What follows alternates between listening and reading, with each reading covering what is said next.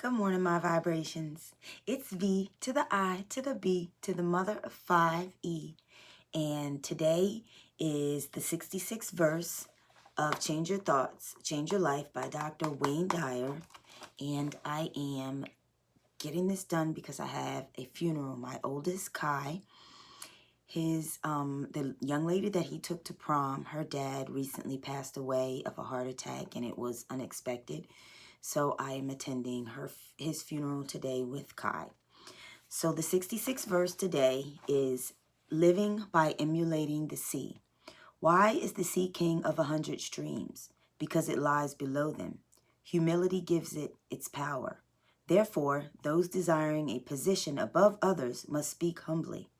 Those desiring to lead must follow. Thus it is that when a sage stands above the people, they do not feel the heaviness of his weight. And when he stands in front of the people, they do not feel hurt. The sage stays low, so the world never tires of exalting him. He remains a servant, so the world never tires of making him its king. Unlike the perception of God as an old white man who created a universe where your behavior may cause you to be sentenced to damnation for eternity, the Tao is perceived as a natural energy.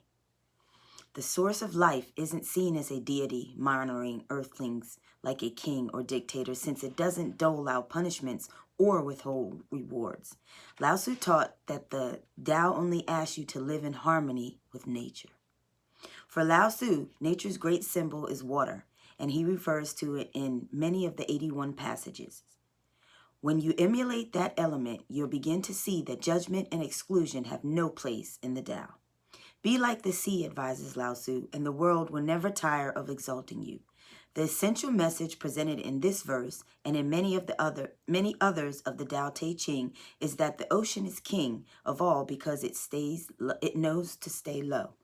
All streams must ultimately flow to the sea, and in the process, it becomes a servant to all. The teachings here are clear. Be humble.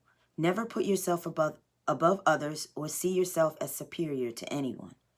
The highest power is a yielding valley. Become a servant, not a dominator. When even the tiniest waterways are left alone, they uniquely carve out a path that leads them to the sea. And the great ocean never lords its greatness and power over the rivers and streams. It doesn't rise above them and demand devotion, nor does it threaten them with punishment or extinction if they refuse to cooperate. The sea knows instinctively that the streams and rivers will naturally gravitate toward that which stays low. Using this metaphor throughout the Tao Te Ching, Lao Tzu reminds you that people also tend to be instinctively drawn to those with intrinsic. One more time. Using this metaphor throughout the Tao Te Ching, Lao Tzu reminds you that people also tend to be instinctively drawn to those with intrinsic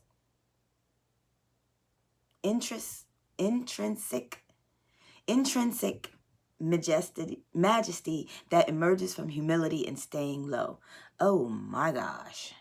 I butchered that sentence. Let's do that again. And I don't edit out of these videos.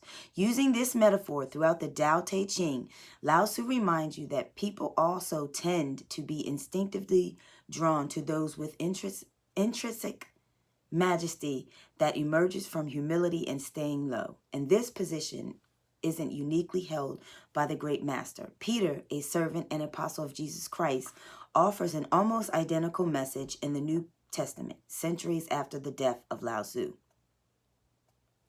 Be shepherds of God's flock that is under your care, serving as overseers, not because you must, but because you are willing, as God wants you to be, not greedy for money, but eager to serve, not lording it over those entrusted to you, but being examples to the flock.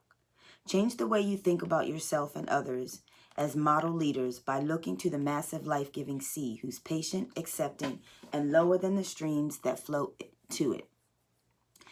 Then imitate that water power yourself by suspending your ego and releasing the need to lord anything over anyone. The people you're entrusted to lead will gravitate to you and the watercourse way of the Tao's natural flow. You're advised to learn from the way water behaves and imitate it as much as possible in your life. Here are the ways to apply the wisdom of emulating the sea in your life today. Never assume that you know what's best. Even if you're older, wiser, and richer than others and have more influence and power than they do, never assume that you know what's best for anyone. Instead, imagine yourself as the great ocean that allows and encourages the smaller streams to come to you. Stay low, speak softly, and remain humble, and let others be in control of their lives as much as is humanly possible. By seeing yourself as the all-receiving sea, you remove your ego from the picture and thus become like one of the leaders referred to in this verse of the Tao Te Ching. No one should feel the heaviness of your directions or be hurt by your instructions.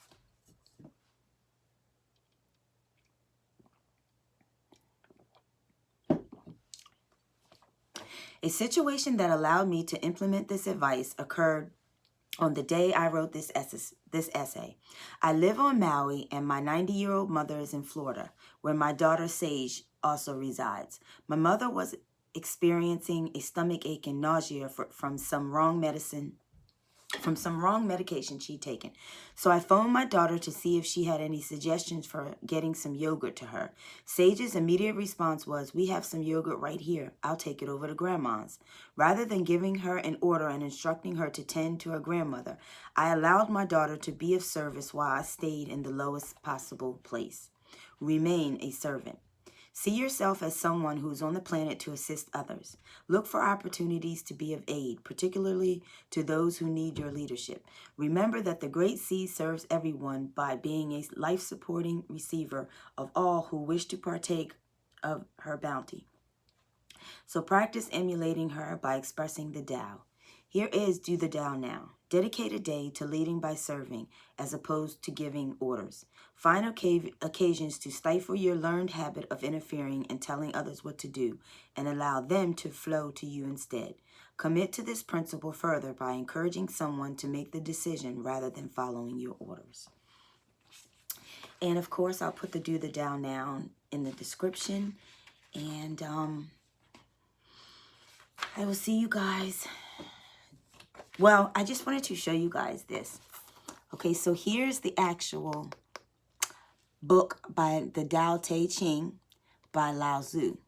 So I do have that book, and I've never read the book, but I was skimming through it, and the passages are a little different than the translation from Dr. Wayne Dyer. So I believe we are going to do this book next, because it's just the 81 passages. Okay, so it gives you the 81 passages, and then it's just a little bit of a book. You know what I mean? So I think we're going to do this one next. And I might even go over the end notes that are in the back. So, ooh. Tao Te Ching by Lao Tzu. All right, guys. I will see you tomorrow for verse number, what are we on? 67. And you guys have a great day. And I'm going to go be a support system to her. And I believe she graduated last year. She just graduated last year with, not with Curtis. She either graduated last year or this year.